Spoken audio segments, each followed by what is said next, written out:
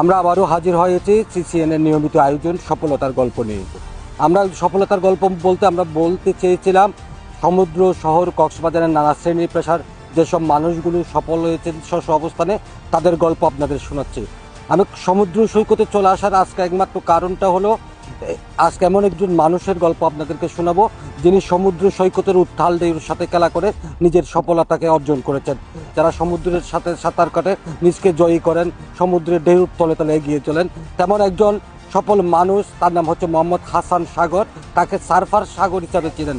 আপনাদের সামনে পরিচয় করে দিচ্ছি, তার নাম হচ্ছে সার্ফার সাগর, যদিও পুরা নাম মোহাম্মদ হাসান সাগর।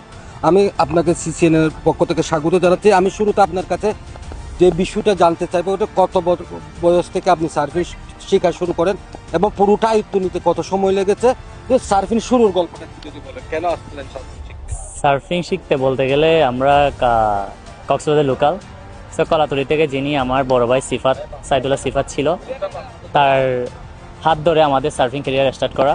সো 2010 থেকে আমি এই সার্ফিংয়ের জীবন স্টার্ট করি। সো 2010 থেকে আমাদের অনেক লম্বা একটা জার্নি হয়, যেটাতে মানে অনেক কষ্টদায়ক। যেমন কি আমরা সরকার থেকে কোনো সাহায্য পাই নাই, তবু আমরা নিজে মানে অনুযায়ী নিজের সামর্থ্য যতটুকু আছে অতটুকু নিয়ে আমরা চেষ্টা করে ইনশাল্লাহ ভালো একটা সফলতার মধ্যে আমরা পৌঁছায় গিয়েছি। কত বছর লেগেছে মূলত সার্ফিংটা আপনার নিয়ন্ত্রণ রাখতে? 17 বছর লাগছে। এটা অনেক লম্বা একটা জার্নি।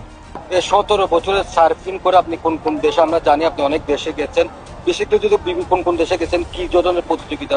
আমি জীবনের প্রথমবার 2023-এ শ্রীলঙ্কা দেশে গিয়েছিলাম। ওইখানে মানে ভালো কিছু মানে ওয়েভের সাথে আমি ফাইট করেছি, যেখানে মানে আমাদের দেশের তুলনায় অন্য দেশে ভালো একটু তরঙ্গ হয়। ওইখানে গিয়ে আমরা প্র্যাকটিস করার পর 2024-এ প্রথমবার মতন এশিয়া সার্ফিং প্রতিযোগিতায়, যেটা মালদ্বীপ হয়েছিল, ওইখানে গিয়েছিলাম।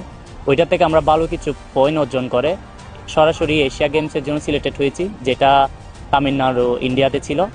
এরপর আমরা 2026 এশিয়া গেমসের জন্য সিলেক্টেড হয়েছি।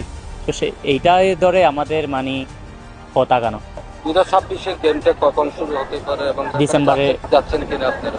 এখন আমরা জানি না, এখনো আমাদের বাংলাদেশ সার্ফিং ফেডারেশন রয়েছে, ওদের উদ্যোগে আশা করি সামনের মাসের এপ্রিলের 3 থেকে 4 তারিখের মধ্যে একটা সার্ফিং কন্টেস্ট আয়োজন করতেছে। এইটা কোয়ালিফাই করে যারা বেস্ট সার্ফার থাকবে তাদেরকে কোয়ালিফাই করে ওইটার জন্য প্রিপারেশন জন্য রেডি করবে। আপনি এখন নিজে সার্ফিং অনেকে শেখাচ্ছেন, আপনি কয়জন ছাত্র শিখছেন এবং তাদেরকে কিভাবে শেখাচ্ছেন?